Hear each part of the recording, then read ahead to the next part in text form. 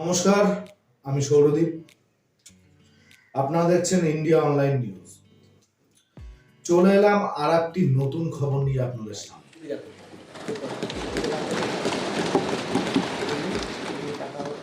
अनेकविध परिस्थितियों में आपने बहुत ही संतुलित भाव से और सच्चे अर्थ में निष्पक्ष भाव से इस सदन का मार्गदर्शन किया, सदन का नेतृत्व किया। मैं इसके लिए भी आपकी भूरी भूरी प्रशंसा करता हूं।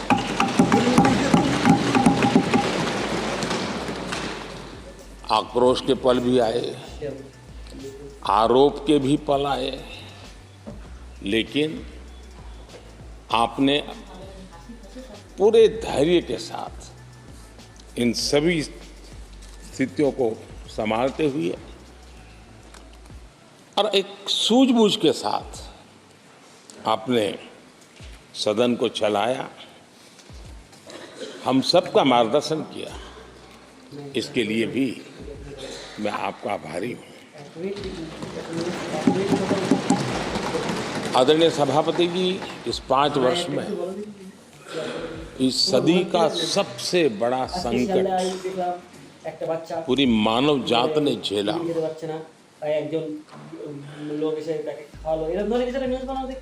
कौन बचेगा, कौन बच पाएगा, कोई किसी को बचा सकता है कि नहीं बचा सकता, ऐसी वो अवस्था थी। ऐसे में सदन में आना, ये भी घर छोड़ के निकलना, ये भी संकट का कार्य था। उसके बाद भी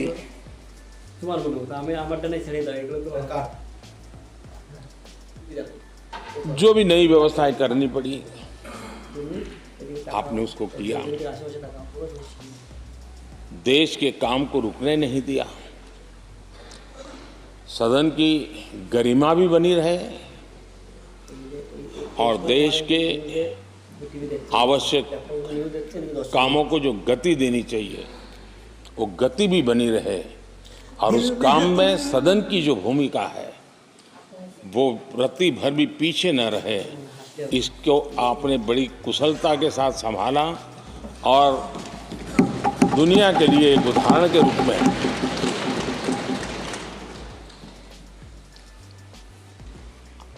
आदरणीय सभापति जी, मैं माननीय सांसदों का भी इस बात के लिए आज एक बार आभार व्यक्त करना चाहता हूं कि उस कालखंड में देश की आवश्यकताओं को देखते हुए सांसद निधि छोड़ने का प्रस्ताव माननीय सांसदों के सामने रखा और एक पल के विलंब के बिना सभी माननीय सांसदों ने सांसद निधि से मुक्त।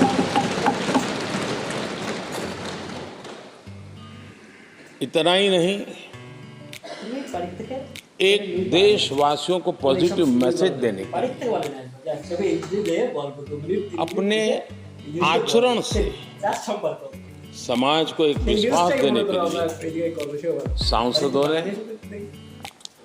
अपनी सैलरी में से 30% कटौती का निर्णय सबने खुद ने किया, ताकि देश को भी विश्वास हुआ कि ये सबसे पहले छोड़ने वाले लोग। और आदरणीय सभापति जी, हम सभी सांसद बिना कारण साल में 2 बार हिंदुस्तान के मीडिया के किसी न किसी कोने में गाली खाते रहते थे। ये सांसदों को इतना मिलता है और कैंटीन में इतने में खाते हैं, बाहर इतने में मिलता है, कैंटीन में इतने में मिलता है, बाहर यानी पता नहीं बाहर लोग तो लिए जाते थे। आपने निर्णय किया सबके लिए समान रेट होंगे कैंटीन में, और सांसदों ने कभी भी विरोध नहीं किया, शिकायत भी नहीं की, और सभी सांसदों की बिना कारण इतनी फजेत करने वाले लोग मजे लेते थे, उससे हम सबको आपने बचा लिया। इसके लिए भी मैं आपका आभार व्यक्त करता हूँ। आदरणीय सभापति जी, ये बात सही है कि हमारे कई लोकसभा के 17 भी हो, 16 भी हो, 15 भी हो, संसद का नया भवन होना चाहिए। इसकी चर्चा सबने की, सामूहिक रूप से की, एक स्वर से, लेकिन निर्णय नहीं होता। ये आपका नेतृत्व है जिसने निर्णय किया, चीजों को आगे बढ़ाया, सरकार के साथ अनेक मीटिंगें की और उसी का परिणाम है कि आज देश को ये नया संसद भवन प्राप्त हुआ है। आदरणीय सभापति जी, एक संसद के नए भवन में एक विरासत का अंश और जो आजादी की पहली पल थी उसको जीवंत रखने का हमेशा हमेशा हमारे मार्गदर्शक रूप में ये सेंगोल को यहाँ स्थापित करने का काम, और अब प्रतिवर्ष उसको सेरेमोनियल इवेंट के रूप में उसको हिस्सा बनाने का एक बहुत बड़ा काम आपके नेतृत्व में हुआ है, जो भारत की आने वाली पीढ़ियों को हमेशा हमेशा हमें आज़ादी के उस प्रथम पल के साथ जोड़ के रखेगा, और आज़ादी की वो पल क्यों थी हमें वो याद रहेगा, तो देश को आगे ले जाने की वो प्रेरणा भी बनी रहेगी। उस पवित्र काम को आपने किया है। आदरणीय सभापति जी, ये भी सही है कि इस कालखंड में G20 की আপনারা দেখছেন इंडिया ऑनलाइन न्यूज, प्रतिदिन रात दिन 7 दिन चोख राखुन। भारत को बहुत सम्मान मिला। देश के हर राज्य ने अपने अपने तरीके से विश्व के सामने भारत का सामर्थ्य और अपने राज्य की पहचान बखूबी प्रस्तुत की, जिसका प्रभाव आज भी विश्व के मन पर है। उसके साथ आपके नेतृत्व में G20 की तरह P20 का जो सम्मेलन हुआ और विश्व के अनेक देशों के स्पीकर्स यहाँ आए, और मदर ऑफ डेमोक्रेसी भारत किस महान परंपरा को लेकर के, किस डेमोक्रेटिक वैल्यूज को लेकर के सदियों से हम आगे बढ़े हैं। व्यवस्थाएं बदली होगी, लेकिन डेमोक्रेटिक मन भारत का हमेशा बना रहा है।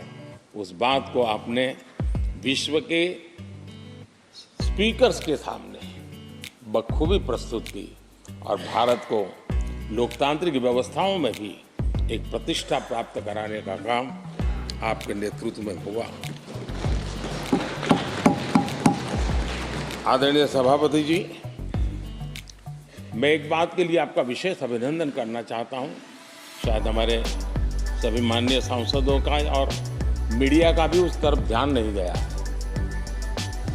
हम संविधान सदन जिसको कहते हैं, जो पुरानी संसद, जिसमें महापुरुषों के जन्म जयंती निमित्त उनकी प्रतिमा को पुष्प चढ़ाने के लिए हम लोग एकत्र आते हैं, लेकिन वो एक 10 मिनट का इवेंट होता था और चले जाते थे। आपने देश भर में इन महापुरुषों के लिए वक्तृत्व स्पर्धा, निबंध स्पर्धा का एक अभियान चलाया। उसमें से जो बेस्ट ऑरेटर होते थे और बेस्ट एसेज होते थे, हर राज्य से 2-2 बालक उस दिन दिल्ली आते थे और उस महापुरुष की जन्म जयंती के समय, पुष्प वर्षा के समय वो मौजूद रहते थे, देश के नेताओं को, और बाद में वो पूरा दिन भर रह करके उस पर अपना व्याख्यान देते थे। वे दिल्ली के अन्य स्थान पर जाते थे, वो सांसद की गतिविधियों को समझते थे। यानी अपने ये निरंतर प्रक्रिया चला करके देश के लाखों विद्यार्थियों को भारत की संसदीय परंपरा से जोड़ने का बहुत बड़ा काम किया, और ये परंपरा ये आपके खाते में रहेगी, और आने वाले समय में हर कोई बड़े गौरव के साथ इस परंपरा को आगे बढ़ाएगा। मैं इसके लिए भी आपका अभिनंदन करता हूं। आदरणीय अध्यक्ष जी, संसद की लाइब्रेरी जिसको उपयोग करना चाहिए वो कितना कर पाते थे वो तो मैं नहीं कह सकता हूं, लेकिन आपने उसके दरवाजे सामान्य व्यक्ति के लिए खोल दिए। ज्ञान का ये खजाना, परंपराओं की विरासत, उसको आपने जन सामान्य के लिए खोल करके बहुत बड़ी सेवा की है। मैं इसके लिए भी आपका हृदय से अभिनंदन करता हूं। पेपरलेस पार्लियामेंट, डिजिटलाइजेशन, अपने आधुनिक टेक्नोलॉजी हमारी व्यवस्था में कैसे बने। शुरू में कुछ साथियों को दिक्कत रही, लेकिन अब सब इसके आदी हो गए हैं। सब मैं देखता हूं, जब यहाँ बैठे हैं तो कुछ न कुछ करते रहते हैं। तो अपने आप में एक बहुत बड़ा काम आपने किया है। ये एक स्थायी व्यवस्थाएं आपने निर्माण की है। मैं इसके लिए আপনারা দেখছেন ইন্ডিয়া অনলাइन न्यूज প্রতিদিন রাত দিন 7 दिन চোখ রাখুন। और माननीय सांसदों की जागरूकता, उन सबका संयुक्त प्रयास मैं कह सकता हूं कि जिसके कारण 17वीं लोकसभा की प्रोडक्टिविटी करीब 97% रही है।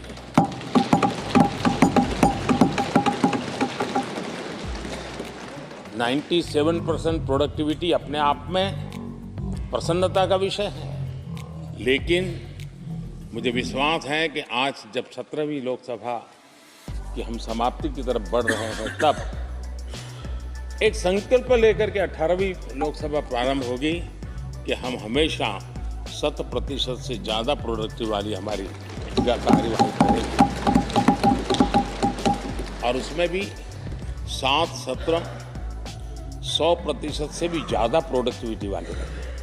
ये भी और मैंने देखा आपने रात रात बैठ करके भी हर सांसदों के मन की बात को आपने सरकार के ध्यान में लाने का भरपूर प्रयास किया। मैं इन सफलता के लिए सभी माननीय सांसदों का और सभी फ्लोर लीडर्स का भी हृदय से आभार और अभिनंदन व्यक्त करता हूं। पहले सत्र में, 17वीं लोकसभा के पहले सत्र में दोनों सदन ने 30 विधेयक पारित किए थे। ये अपने आप में रिकॉर्ड है।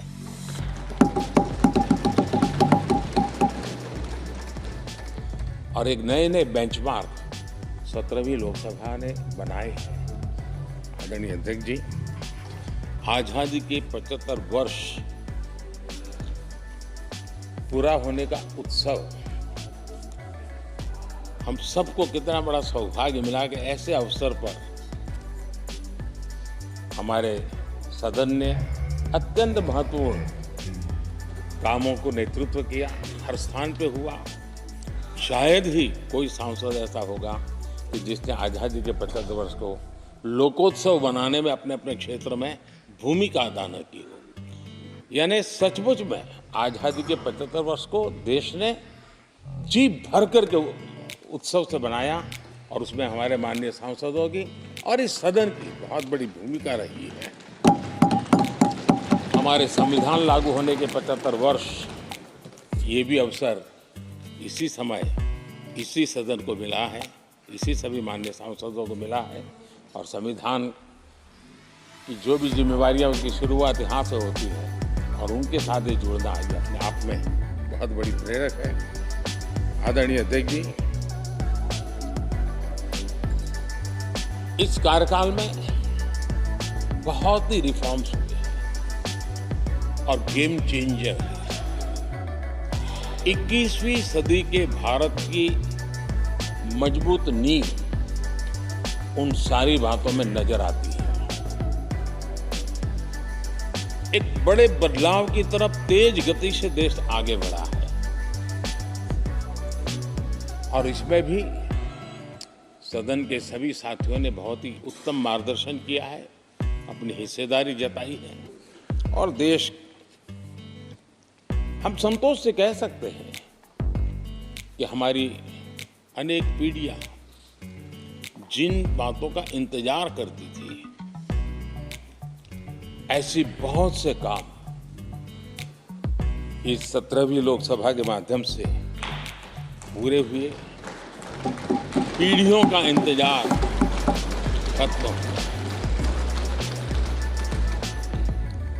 अनेक पीढ़ियों ने एक संविधान इसके लिए सपना देखा, लेकिन हर पल उस संविधान में एक दरार दिखाई दी,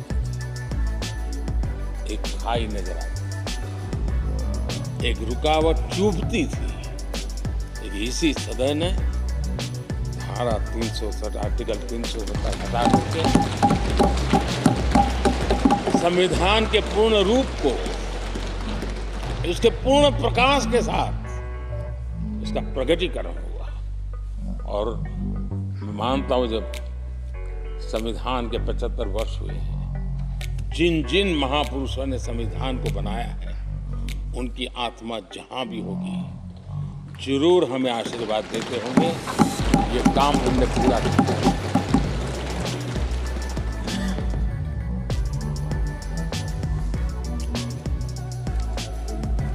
कश्मीर के भी जम्मू कश्मीर के लोगों को सामाजिक न्याय से वंचित रखा गया। आज हमें संतोष है कि सामाजिक न्याय का जो हमारा कमिटमेंट है वो हमारे जम्मू कश्मीर के भाई बहनों को भी पहुंचा करके हम आज एक संतोष की अनुभूति कर रहे हैं। आदरणीय अध्यक्ष जी, आतंकवाद नासूर बनके देश के सीने पर गोलियां चलाता रहता था। मां भारती की धरा आए दिन रक्त रंजित हो जाती थी। देश के अनेक वीर होनहार लोग आतंकवाद के कारण बलि चढ़ जाते थे। हमने आतंकवाद के विरुद्ध सख्त कानून बनाए, इसी सदन ने बनाए। मुझे पक्का विश्वास है कि उसके कारण जो लोग ऐसी समस्याओं का लिए जूझते हैं उनको एक बल मिला है, मानसिक रूप के उनका कॉन्फिडेंस बढ़ा है और भारत को पूर्ण रूप से आतंकवाद से मुक्ति का उसमें एक एहसास हो रहा है और वो सपना भी सिद्ध होके रहेगा।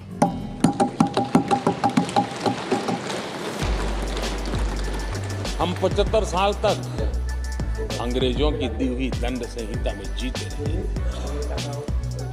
हम गर्व से कहेंगे देश को, नई पीढ़ी को कहेंगे, आप अपने पोते पोती को कह सकेंगे गर्व से कि देश 75 साल भले दंड संहिता में जिया, लेकिन अब आने वाली पीढ़ी न्याय संहिता में जिएगी। और यही सच्चा लोकतंत्र है। আপনারা দেখছেন इंडिया ऑनलाइन न्यूज, प्रतिदिन रात दिन 7 दिन चोख राखुन। करना चाहूंगा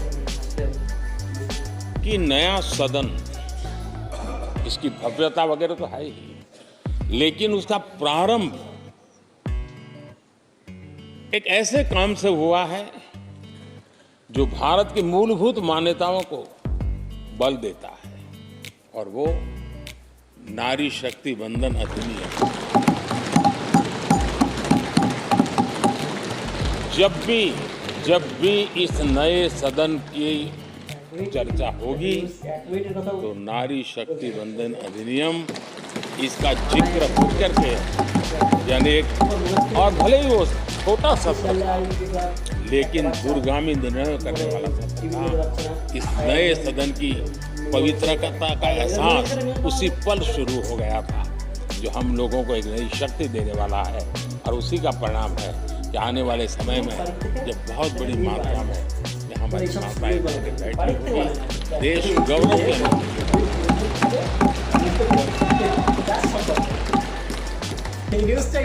तीन तलाक इतने उतार चढ़ाव से हमारी मुस्लिम बहनें इंतजार कर रही थी। अदालतों ने उनके पक्ष में निर्णय किए थे, लेकिन वो हक उनको प्राप्त नहीं हो, मजबूरियों से गुजारा करना पड़ रहा था। कोई प्रकट रूप से कहें, कोई अप्रकट रूप से कहें, लेकिन 3 तलाक से मुक्ति का बहुत महत्वपूर्ण और नारी शक्ति के सम्मान का काम 17वीं लोकसभा ने किया है। सभी मान्य सांसद, उनके विचार कुछ भी रहे हो, उनका निर्णय कुछ भी रहा हो, लेकिन कभी न कभी तो कहेंगे कि हाँ, इन बेटियों को न्याय देने का काम भी करने के लिए हम वहाँ मौजूद हैं। पीढ़ियों से होता यह न्याय हमने पूरा किया है और वो बहनें हमें आशीर्वाद दे रही हैं। आदरणीय अध्यक्ष जी, आने वाले 25 वर्ष हमारे देश के लिए बहुत महत्वपूर्ण है। राजनीति की गहमा-गहमी अपनी जगह पे है, राजनीतिक क्षेत्र के लोगों की अपनी आशा आकांक्षा अपनी जगह पे है, लेकिन देश की अपेक्षा, देश की आकांक्षा, देश का सपना, देश का संकल्प ये बन चुका है। 25 साल वो है जो देश इच्छित परिणाम प्राप्त करके रहेगा।